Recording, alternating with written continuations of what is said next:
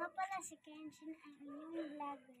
So guys, magpapakain tayo today ng rabbit! Ito po ay 3 weeks. Ito po.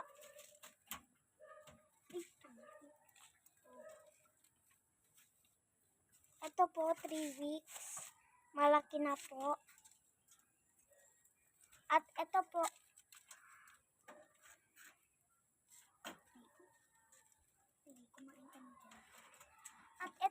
ay wait lang po guys. 1 month and 2 weeks. Malaki na po sila. 5 po sila. Namatay po yung dalawa.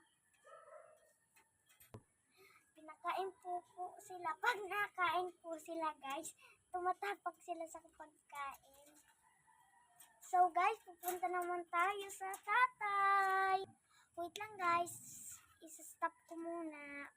Guys, andito na po tayo sa isa. Ito po yun, yung lalaki. So magpapakain din tayo guys.